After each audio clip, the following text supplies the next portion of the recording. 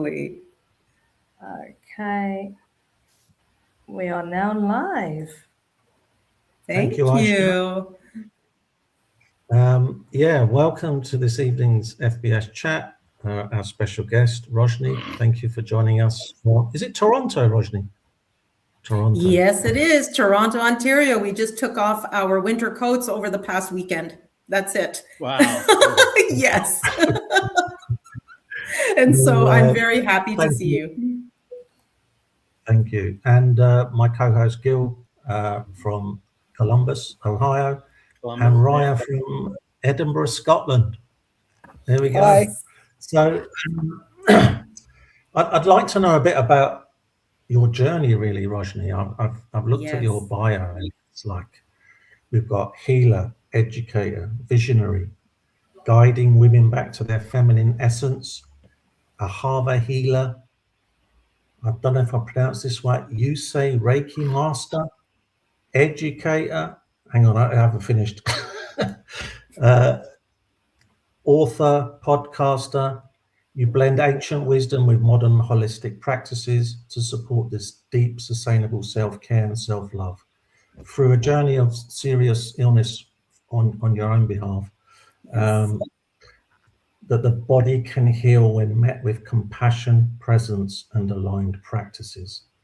And StillFire Healing Inc. So, how did you start on this journey? Let's start with that. So I come from a background of people who have always dabbled in holistic medicine. My mother and father are, and my late father was, a brilliant cook. So I started my holistic journey with Indian spices.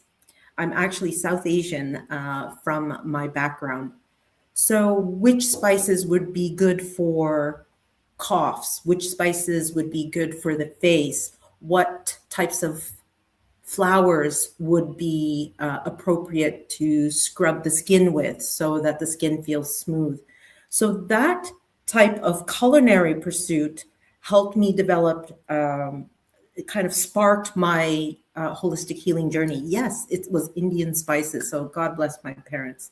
But as I step forward, I grew up in a very diverse community here in Toronto. So I grew up in a place called Scarborough, and I still live here. Scarborough, what's up? I love Scarborough.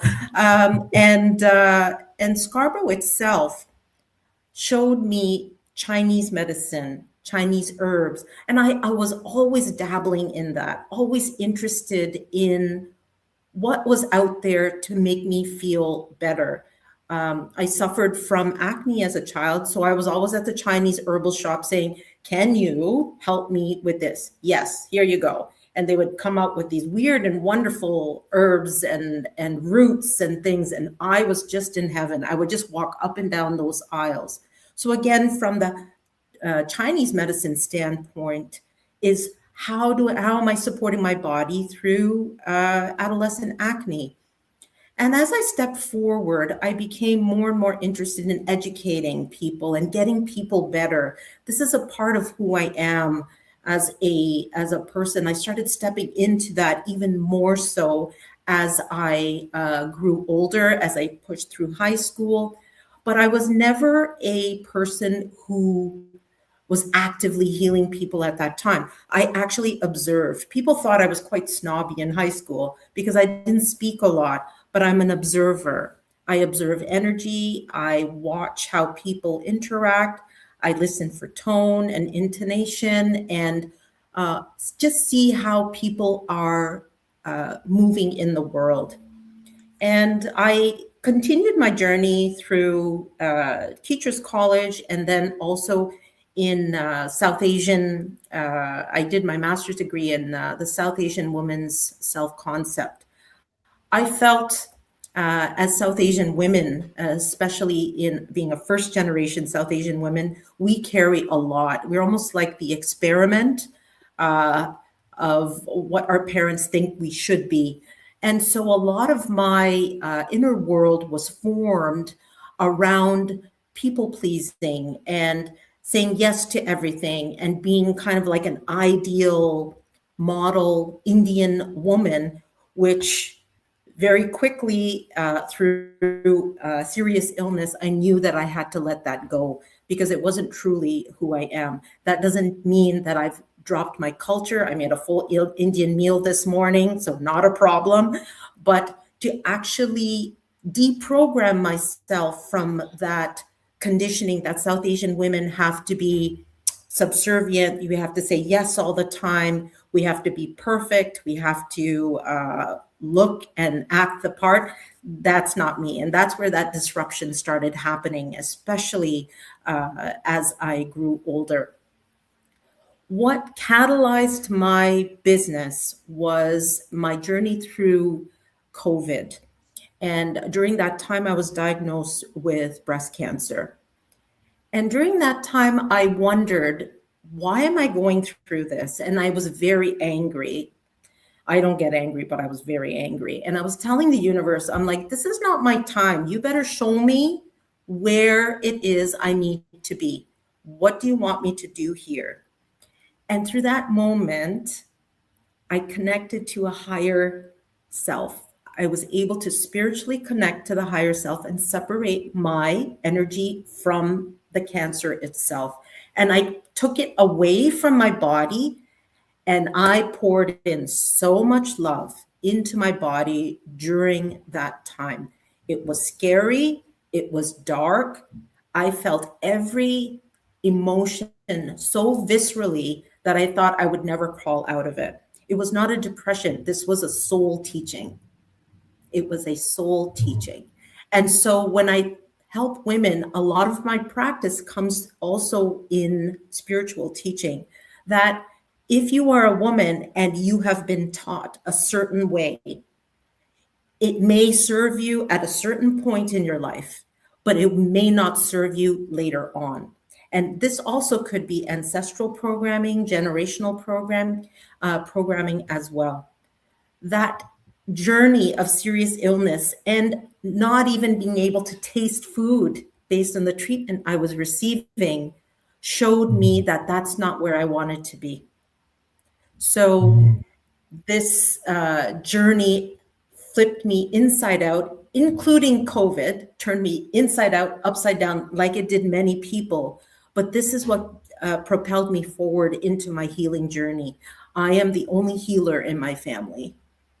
And I proudly say that, and I work towards that daily. It's not a one and done thing. I look at people as living, breathing microcosms and ecosystems of the universe. And if you look at someone like that, you begin to understand they are not their thoughts. They are not their illness. They are much bigger than that. And I shed light into their journeys in that way, especially women, but also men as well. Wow. I was listening to you there. I don't know if it's me breaking in or out, but you said something about tapping into that higher self. How did you know that was happening? What was the sign of that? The sign of that was calm. Right. It was a calm. It was a tranquil. It was like a tranquil calmness that came to the body. And I knew during that time that I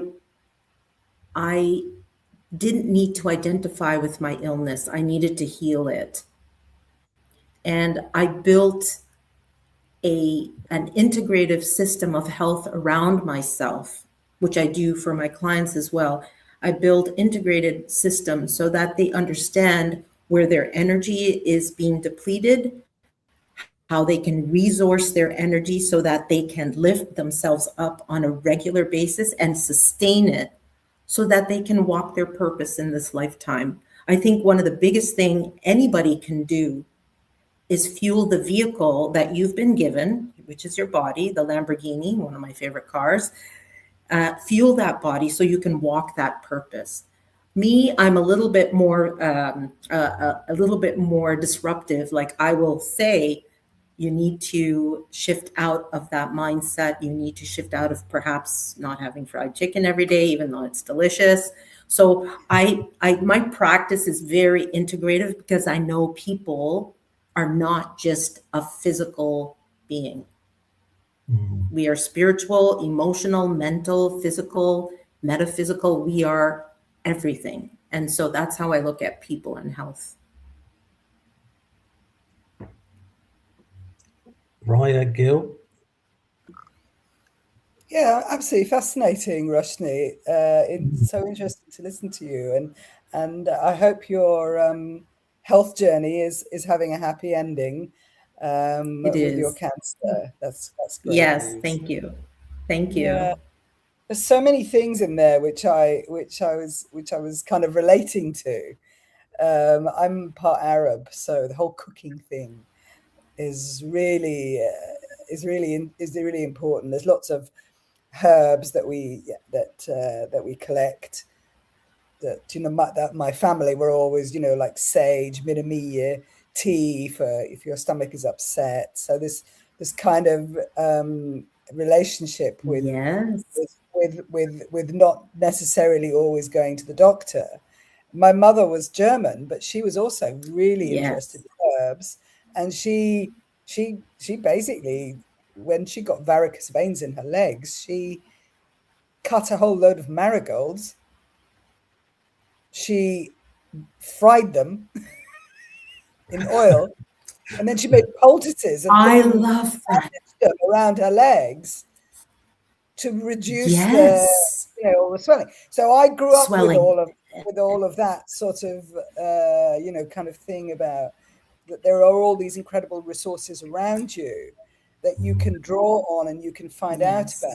When my mother became, which was elderly, I mean, she's no longer with us, but she developed gout, which is a very painful condition where you build up uric acid in your joints and her feet, which was an agony. And she couldn't take the medicines because of other medicines she was taking. And I went searching and I discovered that cherries have a magical property.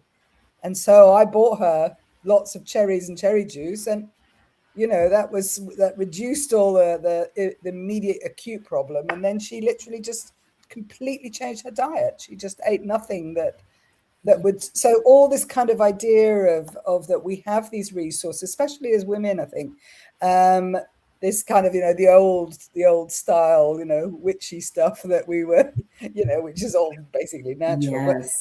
But I think that's that idea of for us as for me, I used to be I suppose I still am, solution focused practitioner. This idea of what are the resources around you that you can draw on, what's available to you in your community, in your environment, and so on, and encouraging people to actually take a look at that without to reduce that sense of I'm disempowered, I can't, I'm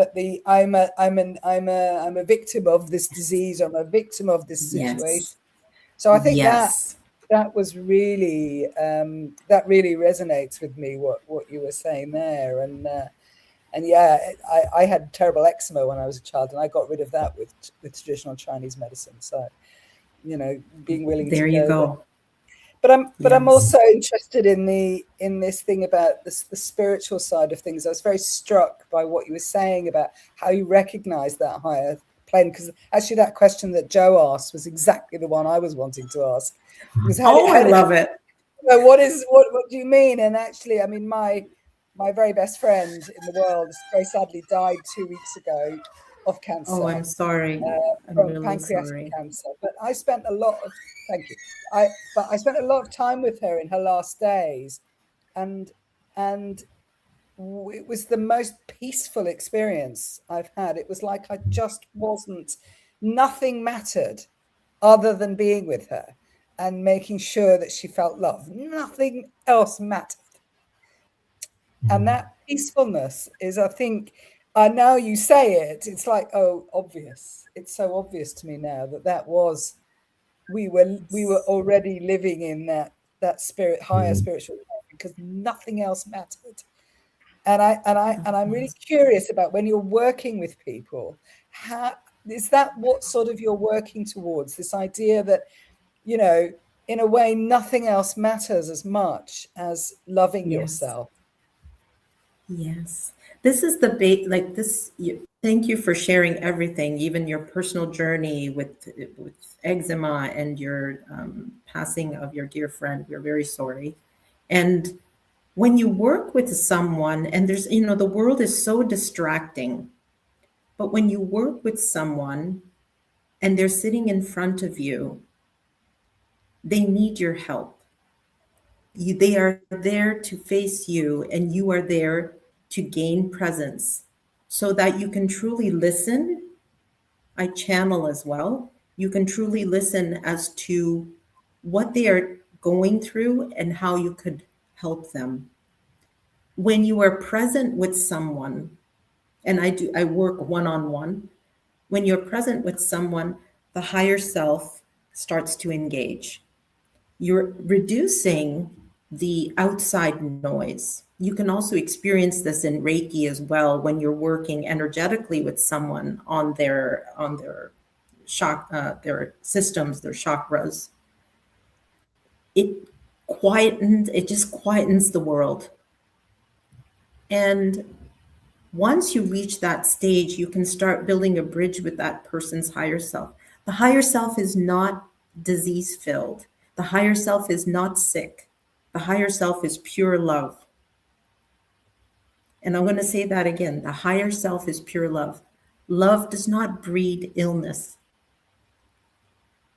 Love breeds more love.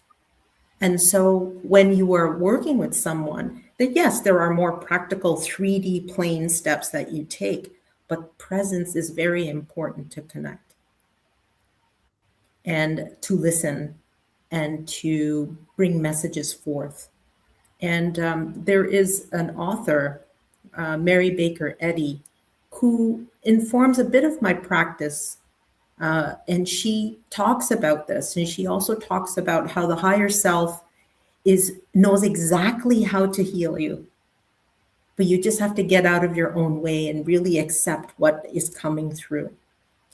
And people have said, well, you're very woo-woo. I said, yes, you're damn straight I'm woo-woo. I am, because the world as we know it, we have disempowered ourselves. I love that word you use, right? We've disempowered ourselves and given everything away to pharmaceuticals and traditional medicine. They do have a place. They do have a place if it's absolutely needed, as do our doctors. They all have a place. But if you can empower yourself and understand what truly your body needs at any given moment, you will feel resourced, you will feel strong, and you will feel powerful. Not powerful like taking over the world. If you want to do that, okay, maybe you need someone like that. But more so, you feel good about where you're going. And your purpose becomes a little bit more, your soul's purpose is more pronounced once you feel better, because your nervous system is very safe. Everything feels safe. Everything feels loved and cared for. And so when you step forward with someone, people say, yeah, well, healing and this and that. Healing never stops. Healing is never linear.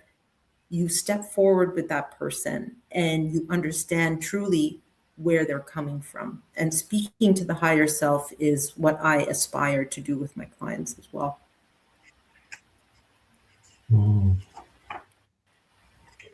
I don't know about anyone else, but I'm feeling really relaxed. Are you? Yeah, I'm just feeling really relaxed and in the moment. I'm quite enjoying this. Gil, did you want to jump in? Oh, Joe? Sorry. Yeah. There we go. I had to unmute myself. Yes, lots of questions, really. Looking at your website, Roshni, you list your use of several healing methods. And one of them you listed that seems to resonate the closest, just reading your webpage, that resonates the closest with the solution-focused approach is miracle writing. Would you say a little bit about that? So as a child, I was always writing journals, stories, cartoons, letters, cards, drawing, writing. And I have returned back to that and made it a part of one of my practical tools to help people who need to express, not openly, but express through a stream of consciousness. So not like once upon a time there was Gil Green and he did this, none of that. It's stream of consciousness writing. So why is it called miracle writing? It takes about 30 plus days. When someone is sending me their daily written, not an assignment, but almost like a journal entry of whatever is coming through. They send it to me and I read it and I respond. There's no judgment. There's no correction. There's no, oh, you should have used a better word. If someone is writing their deepest fears and struggles and challenges, I receive it and I respond back. There is no talking during this time. There's no talking. It's just exchange of words back and forth. And I think, I know communication is a very huge component to FBS as well. And communication, when you don't always know and understand what to say, writing it down helps to free out and to clear out any of those shadows and the cobwebs that you might be holding on to. And sometimes sitting on your own, I know, because I practice this on my own as well, sitting on your own and writing out anything that distracts your awareness to your purpose in this lifetime, just writing it out clears out your energy field. It's very powerful. Okay. But I like that. I like the bridge that it builds with people, and it takes a dedicated person. Can I ask Roshni? Yes, Joe.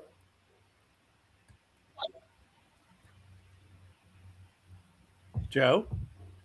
There's a delay on his end. Joe? Oh, sorry. You said you had a question for a bit of a Roshni. delay. Yes, can you hear me? Yes. I was going to ask Roshni about, it stuck with me when you said being present with someone. How do you do that? How do you get that kind of to that higher self? So practical tools, no word of a lie. There's daily meditation. Mm-hmm. Daily meditation. There would be also any type of inner energy work. So, for example, I've expressed that I also write. I also use Reiki on my self Reiki, using my hands. I do yoga. And it sounds like tools that at times are unsustainable or unachievable. When I started meditating, my attention span was 30 seconds. Literally 30 seconds, and I was off to the next thing. I was like, oh, what's for dinner? Let's have roast chicken. And that's like the eagles chattering away, right?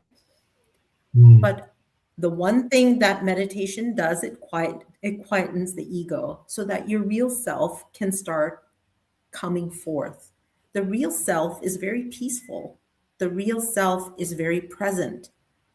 When you express yourself in ways that clear your energy, I talk about this a lot, when you're clearing the energy out of your body, and anybody can do it. It's not just myself.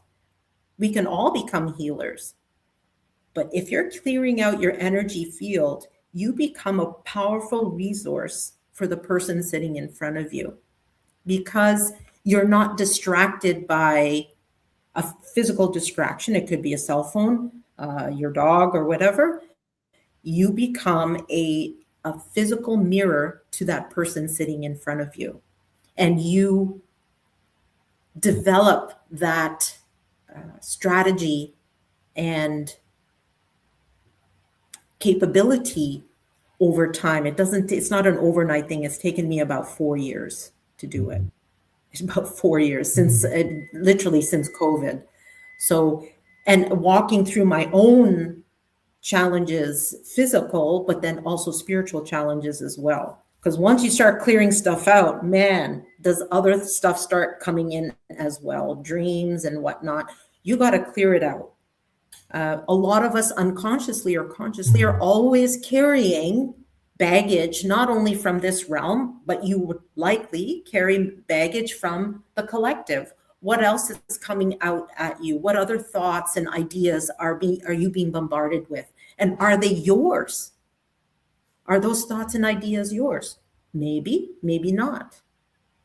But the goal is, very simply, is to be a mirror for the person sitting in front of you, to gain a peaceful bridge. That's how I'm envisioning it, just to build a peaceful bridge with that person so that they understand that they're cared for and they're loved in that moment. It's very powerful.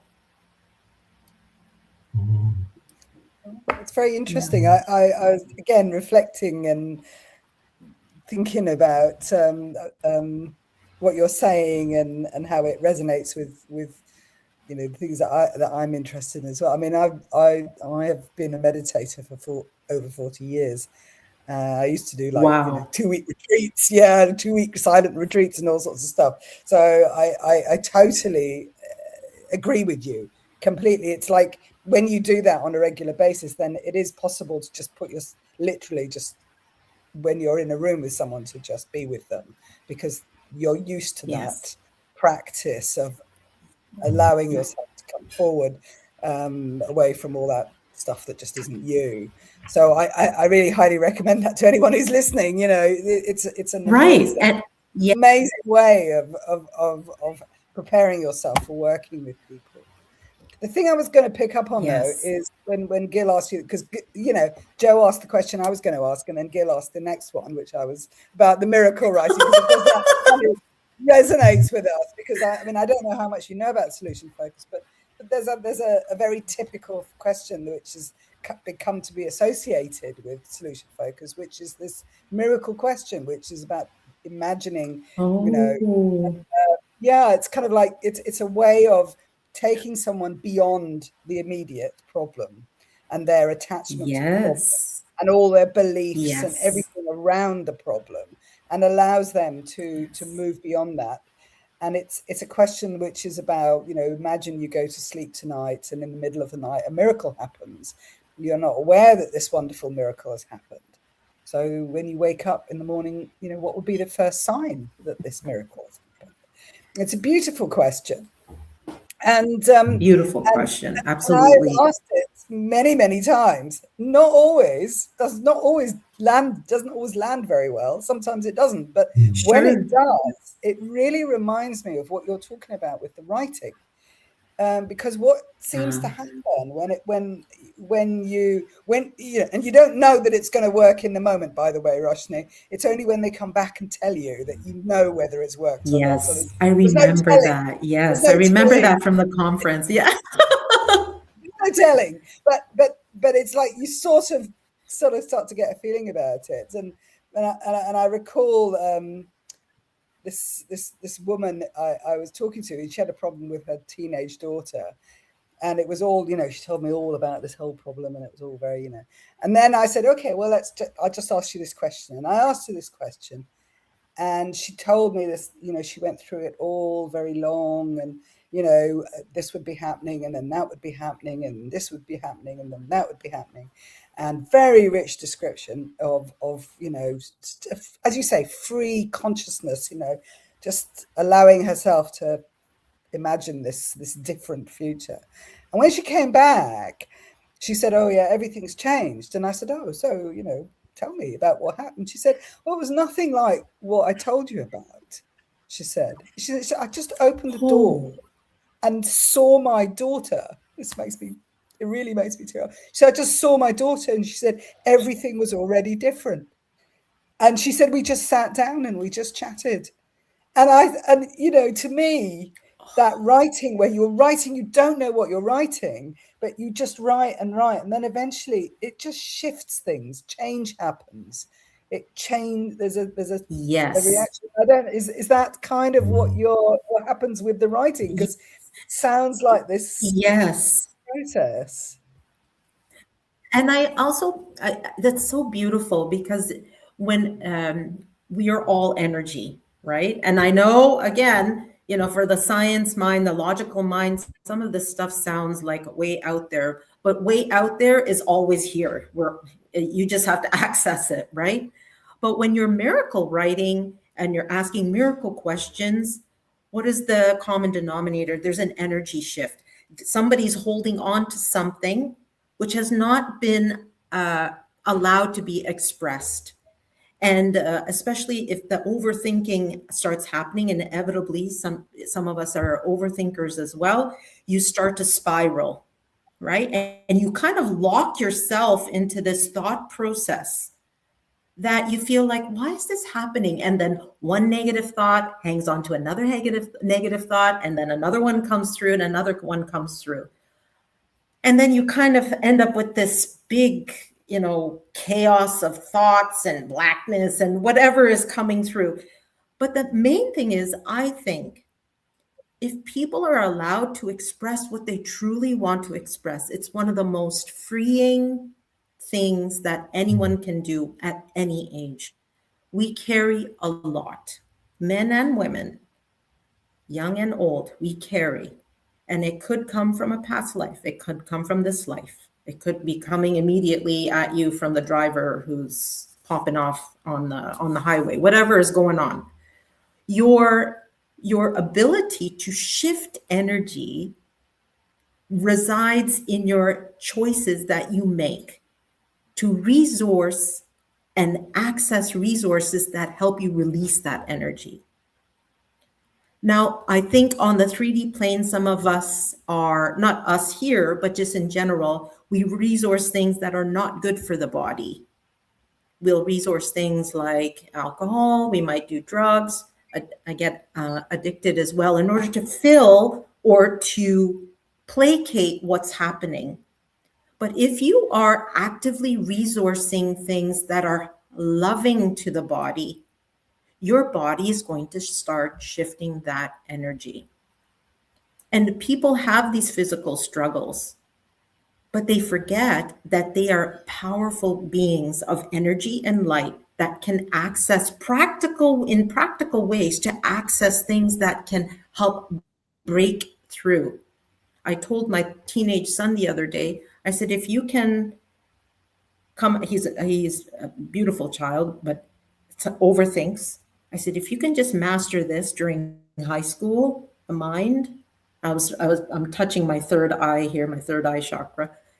I said, you'll be able to see that whatever stresses you're going through are not truly about who you are. I know, Mom, he said. I know, Mom. I said, but I will tell him, because this child's picked me. I'm like, you picked me as a mom. I don't know. You just came through. But the main thing is to access the power, that energy, to break through the cage that you've built around yourself through safety, through ego, through trauma. You can break through it. This is not woo-woo. If I can do it, anyone can do it. Yeah. On the writing, Roshni, Yes. I'm just wondering, do you instruct your client? What do you call them? Change agents, or your client? I call them, I call them disruptors. Okay. Yeah, because they're just, they're quite fascinating people on their own journeys, and they kind of float in onto my path, and I'm like, hey, I'm over here. Let me help you out. So I really like that. Yeah. So do you instruct them to write by hand first, then they maybe email it to you? Because there's some research that shows that the writing by hand has a different effect on the brain, and creating neural pathways versus typing. Yes, that is such a beautiful thing. So I write by hand, but so I offer both email and writing. But I know that writing on a paper is much more powerful. It's visceral, and you know, just feeling something in your hand and writing everything out not only clears your energy field, but it also helps you to relax your nervous system and to bring awareness back to your body when, especially after a busy day. So I offer both. Most people have chosen email because it's just quick, tap, tap, tap. If something's going on and they can just stream it out. And there's no punctuation. I don't correct spelling or anything like that. It's just stream of consciousness writing. Just write out what you need. But yes, like I prefer letter writing. It's I don't think that art will ever die. I think that letter writing is top tier in my opinion. Or somebody could write it out by hand first and then type it in an email and send it to you. Yes. Yeah, that's a great idea too. Yeah, absolutely. Absolutely.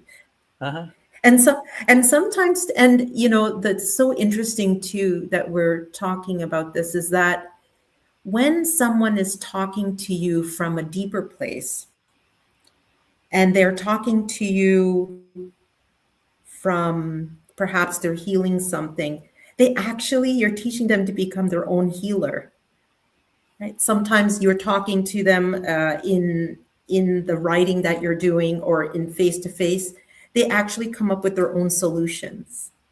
Why is that? Absolutely. Because they've cleared out. I'm not here to fix, I'm here to guide, right? I can't fix people, right?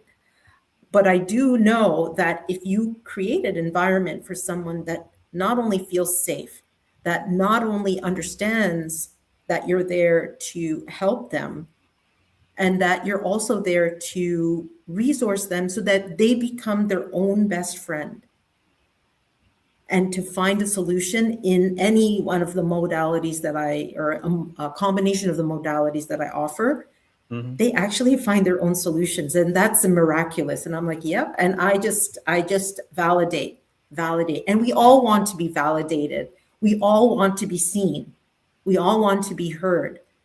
But some of us don't want to be on big TV shows. Some of us want to write and to be spoken to with love and with compassion and to be reminded and that they are worthy, that they are capable of empowering themselves and finding solutions on their own.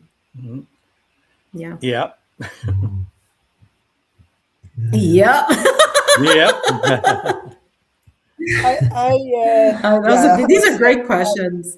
Yeah, and I think you know a lot of people here who've come from the solution-focused community are all nodding frantically in the background. You can't see them, but because you know that's exactly what our practice seems to produce: is that you ask certain questions and people start to move beyond their problems and start to come up with their own solutions, and we encourage that in as you might imagine in solution focused therapy. But it's not as, it's like in a way like you're saying, you know, it's not direct. It's not all right, what are you going to do, you know, because people will just say I don't know, but by asking different sorts of questions which allow people to move beyond the immediate.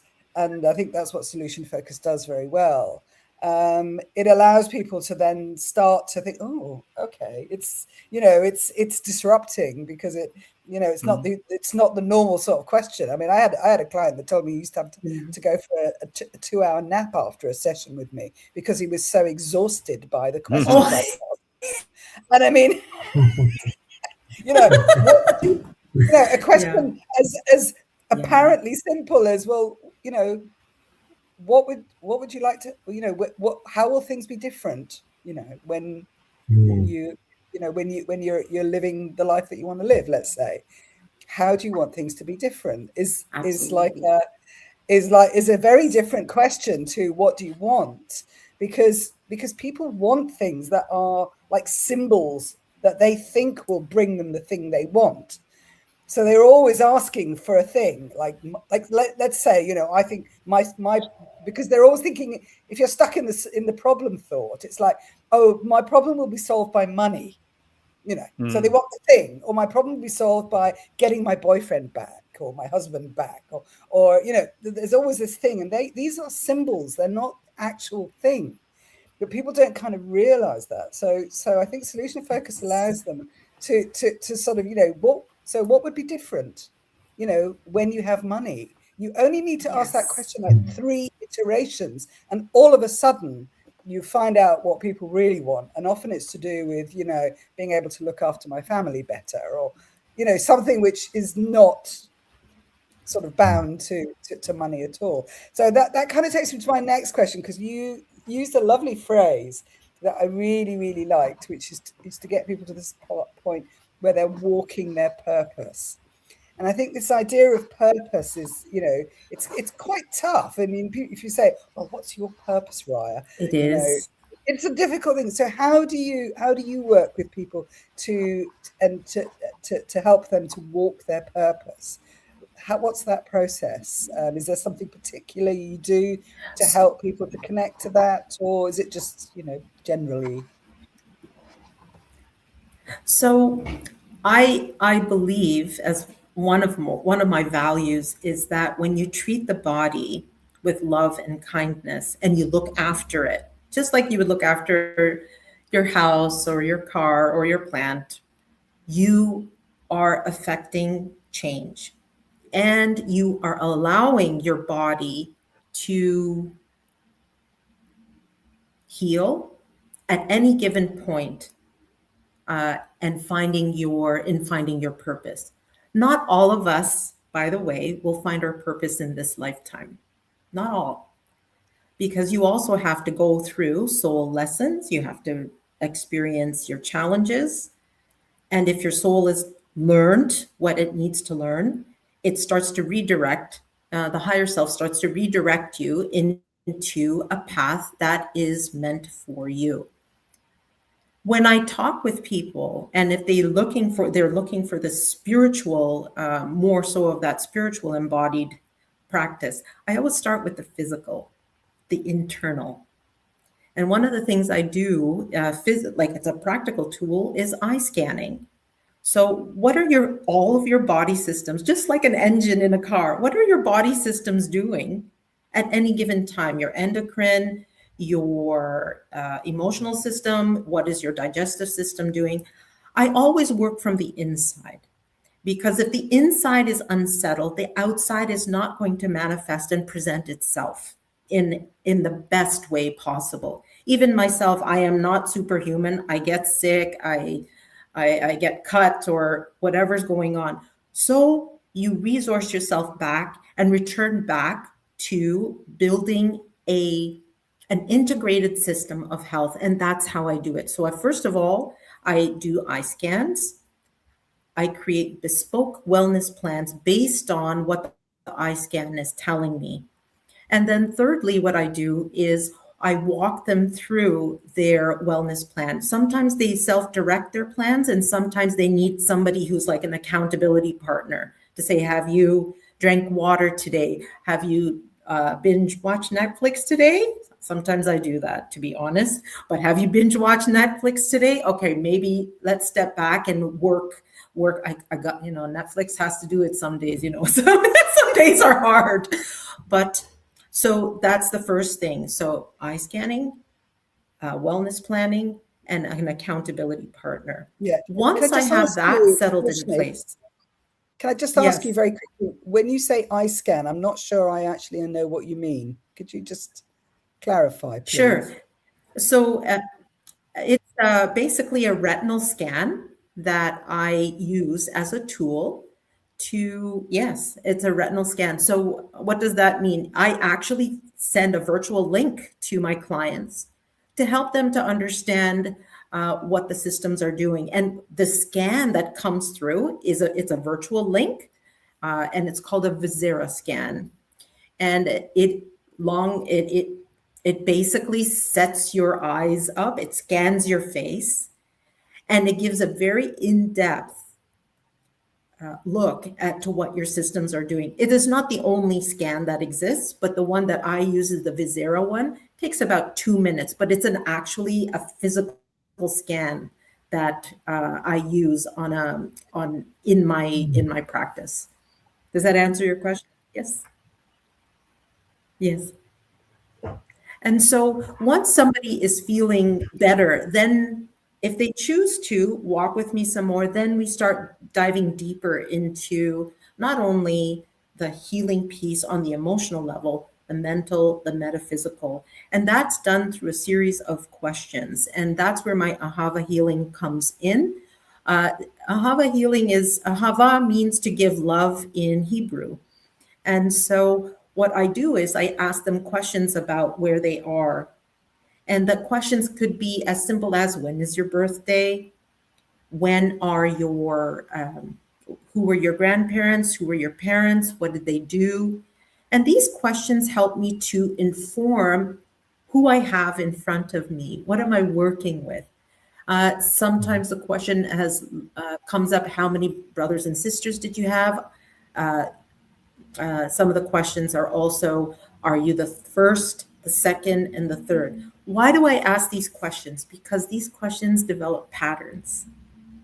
Your environment that you grew up in helps develop patterns around who you are. And some of those patterns are not positive.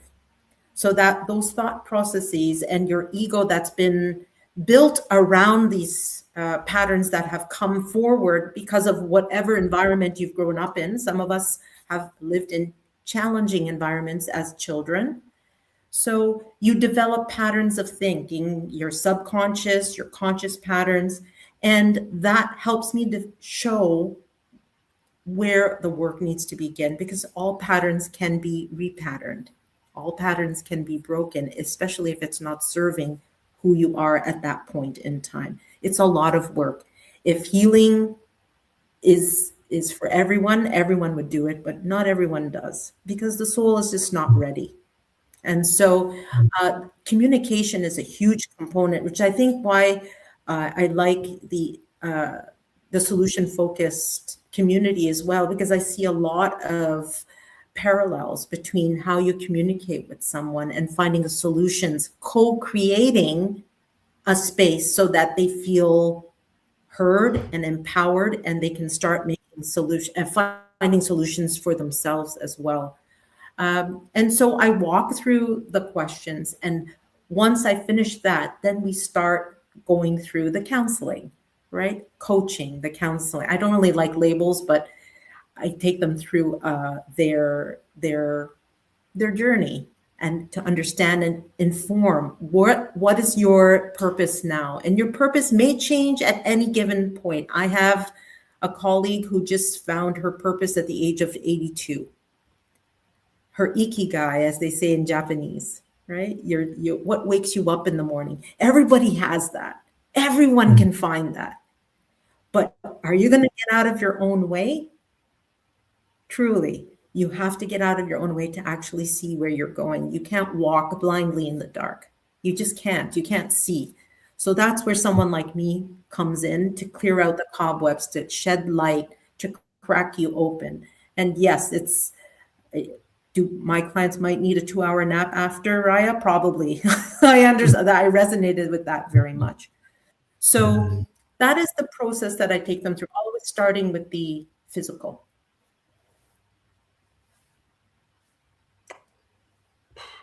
I don't know what question to ask. I've got so I want to focus on the energy, Roshni. You was talking about energy and the energy that we get off people. Yeah.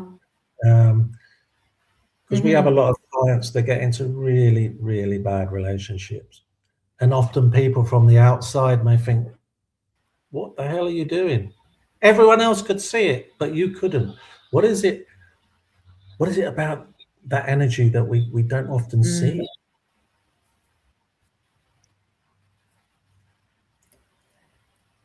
So can you repeat the question, Joe? You just cut out a bit. Yeah, my love. so I get a feeling from certain people, right? It's not I don't think it's a spiritual thing. You just feel that this person hasn't got my best interests at heart. But for a lot of us, we seem to be one. Okay. Yes. So how do we open our eyes a bit more to the energy that we're getting? Trust yourself. Trust your instincts. We have even ancestors. Our ancestors had instincts. This is how we hunted and gathered. Our instincts. We didn't have a GPS to say, oh, the buffalo's over there. Let's go over in the corner and go over there. We didn't do that. It's instinct. People stop trusting themselves because society has dictated when to trust and when not to trust. People stop trusting themselves and they start to disempower themselves because if they are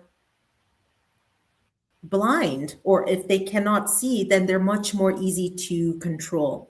But you can, in terms of when you're feeling that energy, you have to learn to listen. And we talk about, Gil, we talked about that writing. And when you bring awareness back to yourself and you take everything off, whatever's going on in your day. And I know everyone leads very busy lives these days. But when you take awareness off of what's happening around you and return back to yourself, you are able to actually listen to what your body is telling you, whether it's with another person energetically or even truly what's happening in your own sovereign body. This takes time. It takes tools of, it takes meditation. And, I could say, well, I sit at the top of a hill and I'll meditate all day, but that's not realistic. It's not sustainable. My household would fall apart if I did that.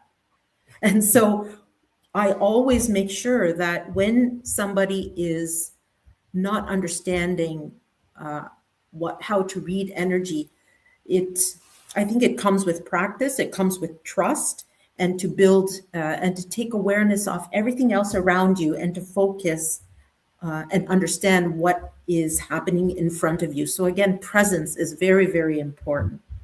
Being present with that person. Are they understanding?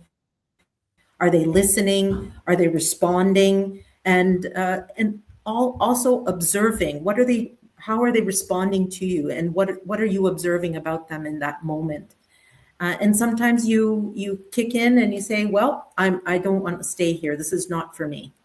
And it takes time. Some of us are better at it and it comes back and forth. But I think with practice and over time, what your body begins to do is say, oh yeah, it's like a muscle that hasn't been fully developed, but as you use it a little bit more, your intuition, that's basically what it is. It's your intuition. If you start to use that intuitive muscle more and more, you are able to see what's coming at you and feel what's coming at you and understand what's coming at you. I'm not always good at it. Just depends on, like, if I'm not feeling great, my energy is lower. Everyone goes through that when you have more energy on one day than the other. But when you resource yourself and you bring back everything you have and reclaim everything you have at the end of the day and say, even if it's writing for 5 minutes, take everything away, your intuitive muscle starts to grow without the protein powders, without all the exercises to the gym, which I love. I don't do the gym. So you want to develop that intuitive muscle, and the way you do it is that you practice. And some of us are better at it than others, but everyone can do it. Yeah, and I think that's very important. That kind of reconnecting to that. I think there's another bit which I'm sure you're also working with people about, and that is about self-love.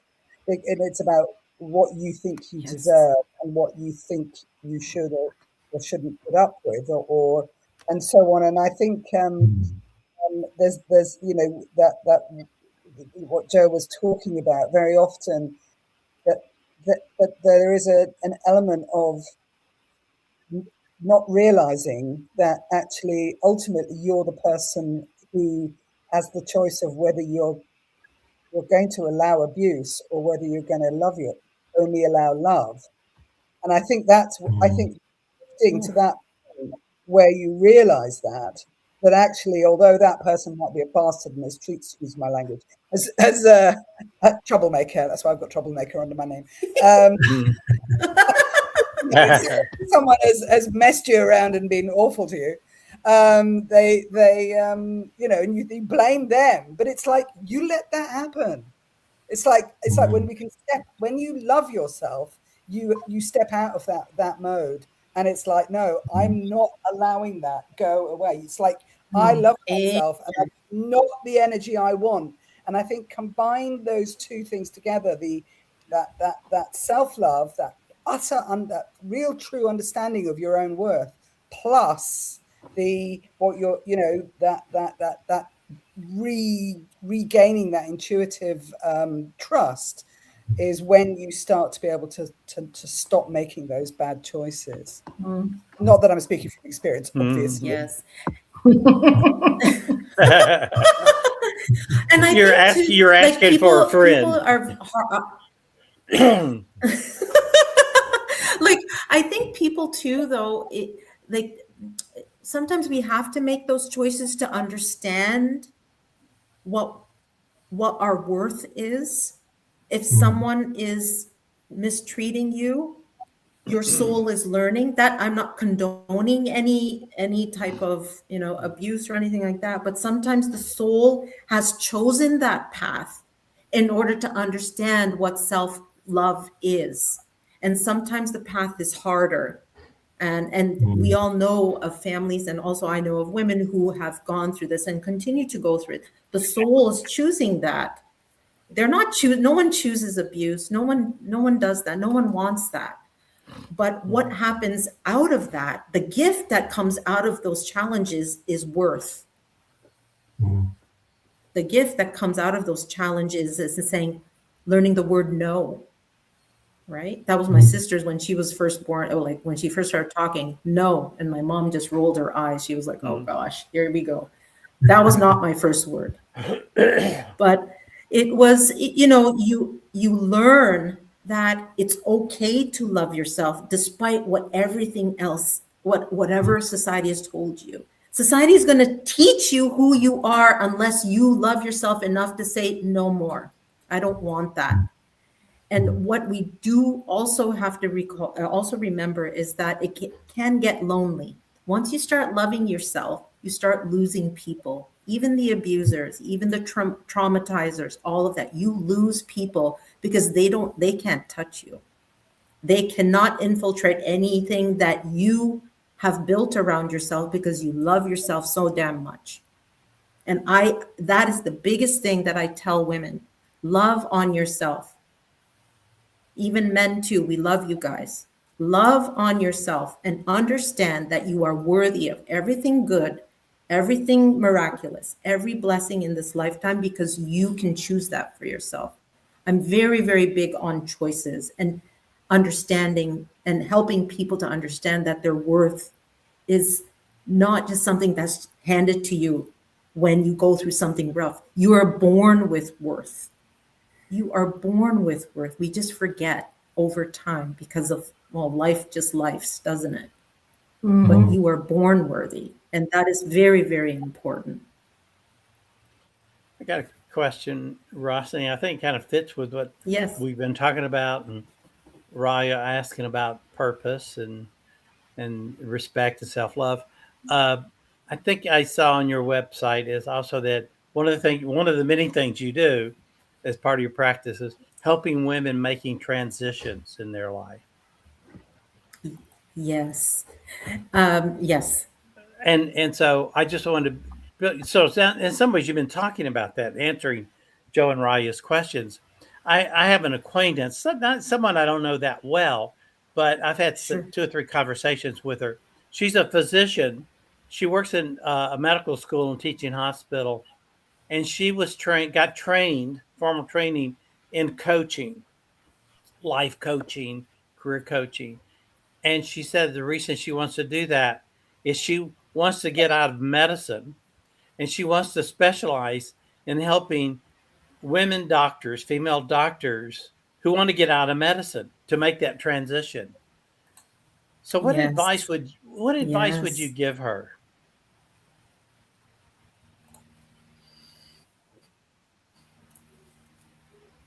The first thing is to recognize how you feel in the current moment, in this current position that you are in. And are you willing to step forward into a new pathway, despite any fears, challenges, and upheaval that you will experience? So first, to recognize. Second is to embrace the changes that come with it. And third is to get rid of the self-doubt, that pain story. In Ahava Healing, we talk about that someone has built their self-concept around pain, and that their ego has been designed, as it should, to protect you. And the people that you grew up with or who raised you are there to protect you. But eventually, you are not going to resonate with that because your soul wants to be expressed. Your soul wants more. So the first thing is recognition. Second thing is embracing change. Third is to trust yourself. Trust, we go back to trust. Trusting your instincts. If you want that change, as I have changed, I'm a certified teacher. I had to trust myself and just jump and close my eyes and do it, and then open my eyes and start swimming. But that's basically what you need to do. There are also practical things that you have to decide on. Maybe it's a change in salary, so you have to do some planning around that. Can you afford to do this? Can you financially plan for this change? Like, there's some practical stuff too. There's the woo-woo stuff, but then there's practical. That's why I do both. But it's really important to trust that your soul wants to expand. Your soul has learned everything it needs to learn in that particular environment. Now it wants to step forward, and you have to trust that and just go for it. If I can do it, anyone can do it. Yeah. I love it. I usually refer to it with survivors of domestic abuse as society, which can include adults who use harm or the people that have inflicted trauma. Turn down the volume of your gut. You know, that the message that our gut's trying to give us, they turn down that volume. So all we need to do is just turn it back up and start thinking, what is it trying to say to me? Because it has a purpose. Yes. It's talking to us. We just need to be able to translate what it's saying and act on it. And that can take time. Yes. That can take time. It has been absolutely amazing. And not that I had any doubt, but absolutely amazing having you on FBS Chat, Roshni. And I knew Raya would absolutely love to be here because I knew that she was into meditation. Because Raya had mentioned it to me before. I love that. I started meditating about 1968. Is that when you were in those zones, Gil, where Well, I was inspired when the Beatles went to India to study transcendental meditation. I thought, wow, if they're doing it, maybe there's really something to this. Not that you're easily influenced. I am easily influenced.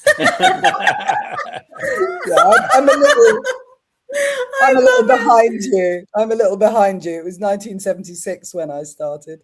Okay. But, Yeah.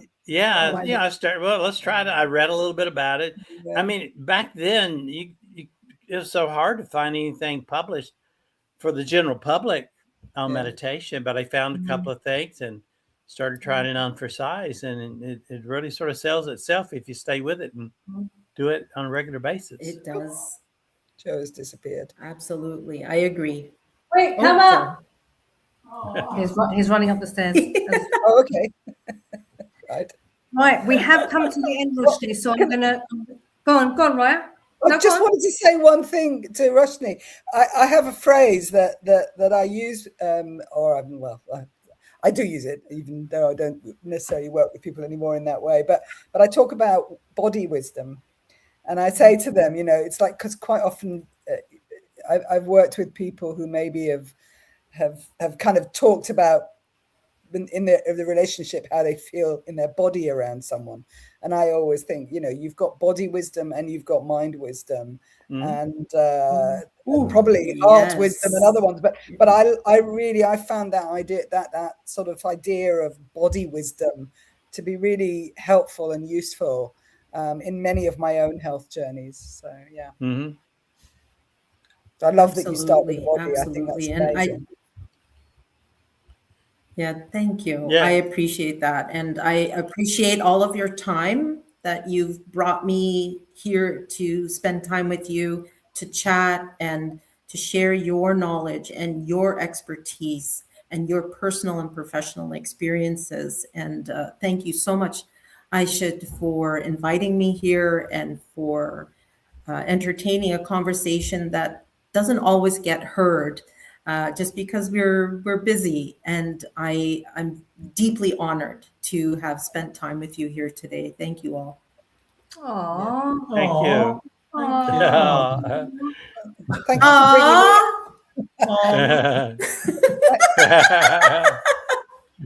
thank you for bringing me out of the woodwork. Yeah. Oh, Raya. Now that I know, right? Yeah. Yeah, no, I've got time, Aisha. I've got time. I have time. I have the most precious resource again. I'm telling you, yeah, that's it. I know. See, Gil's biggest mistake was, well, he's semi-retired, but retiring. Now it's Gil FBS Chat, Gil FBS Chat, Gil FBS Chat. So now it's going to be Gil Raya FBS Chat, Gil Raya. Listen, it's good to It's talk. a huge privilege and a pleasure. Yes, always. It I'm always is. so glad you guys are here, and I feel honoured to have met Roshni in person in where were we? Toronto. Instant connection. I don't know what it was. Energy. Well, now I know it's energy. I'm telling you. So I'm not really a Google person. I'm enjoying this, right? Energy. It's the energy. My gut. That was. But I bribed you with donuts and coffee, right? That's also I'm just joking. It doesn't matter how much Hasten Moon said, stay away from Roshni, stay away from Roshni. It didn't happen. I love it.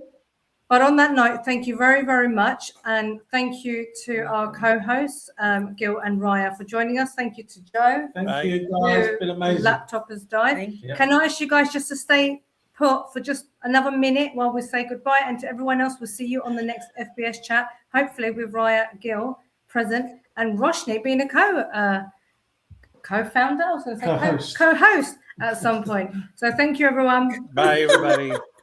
Bye, everyone.